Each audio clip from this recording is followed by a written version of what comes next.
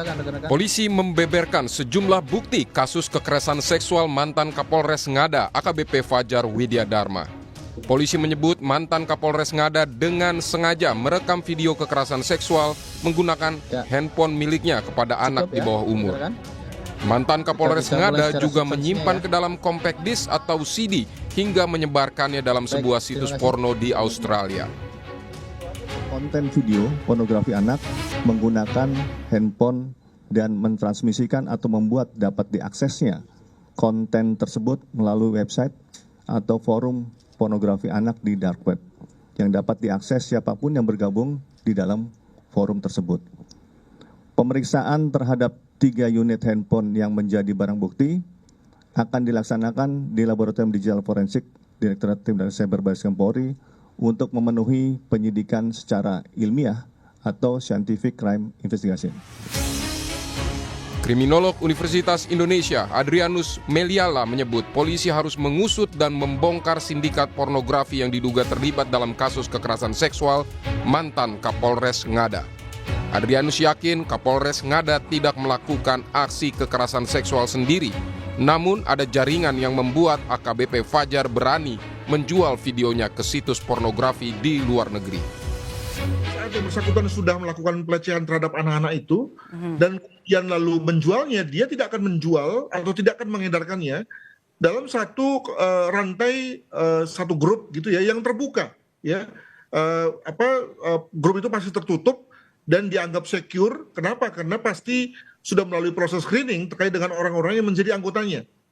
Pihak penyidik itu tidak boleh berpretensi hanya dialah yang terlibat, hanya dialah yang menjadi pelaku satu-satunya. Jadi Anda percaya ini ada jaringannya ya?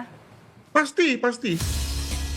Sementara pasca ditetapkan jadi tersangka atas kasus kekerasan seksual, ex-Kapolres Ngada AKBP Fajar Widyadharma Lukman akan jalani pemeriksaan di Polda NTT. Kapolda NTT Irjen Daniel Tahimonang Silitonga mengungkapkan, setelah dilakukan penyelesaian kedinasan di Mabes Polri secara pidana, ex-Kapolres Ngada AKBP Fajar Widyadharma Lukman Sumatmaja akan diserahkan ke Polda NTT untuk menindaklanjuti kasus kekerasan seksual. Hasil dari koordinasi saya dengan Mabes Polri setelah dilakukan penyelesaian secara kedinasan di Mabes Polri, maka secara pidana diserahkan kepada kita Polda NTT untuk melindaklanjuti kasus pidana umumnya. Saat ini, polisi akan memeriksa psikologi dari ex-Kapolres Ngada usai melakukan sidang etik pada pekan depan. Sementara untuk penyidikan kasus pidananya, polisi akan menyerahkan berkas penyidikan tahap 1 ke Kejaksaan Tinggi Kupang pekan depan. Tim Liputan Kompas TV.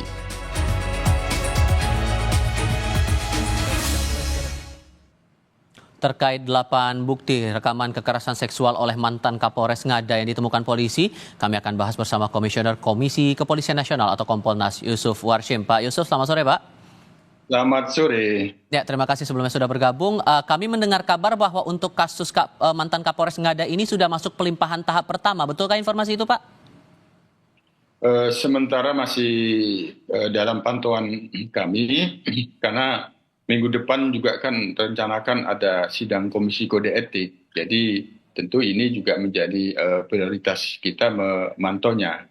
Terkait dengan penyidikan, ya itu memang ranahnya kan nanti ada pada Polda NTT ya. Oleh karenanya dengan cepat dituntaskan sidang Komisi Kode Etiknya, sehingga terduga pelanggar ataupun tersangka dapat diserahkan proses penyidikan lebih lanjut.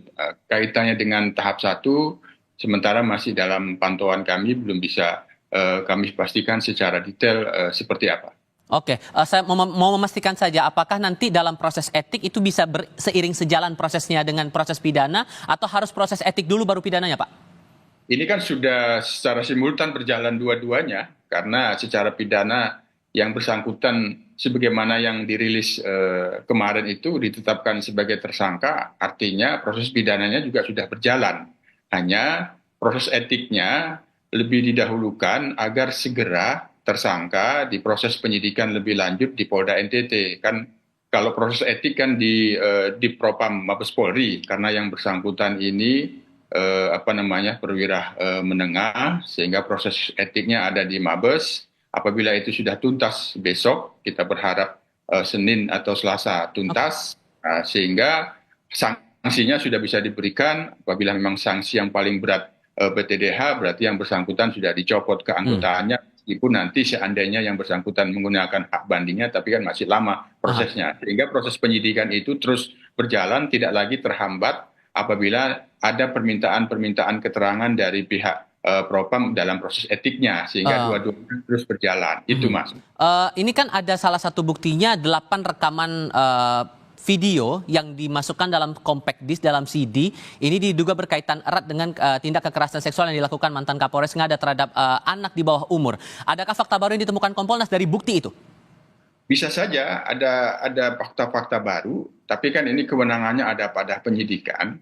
Misalnya 8 compact disc itu barangkali bisa menjelaskan, memberikan petunjuk, ada korban lain kan kita itu belum bisa kita pastikan. Tapi ini menurut saya ini satu petunjuk yang bagus.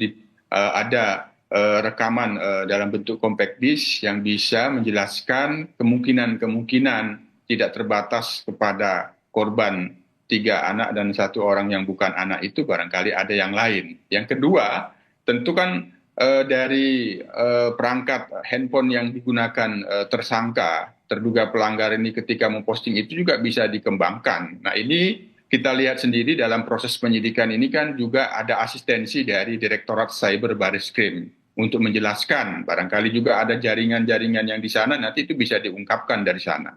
Oke, Pak Yusuf Warshim mewakili Komisi Kepolisian Nasional, terima kasih banyak sudah berdiskusi bersama kami. Selamat sore. Selamat sore, terima kasih.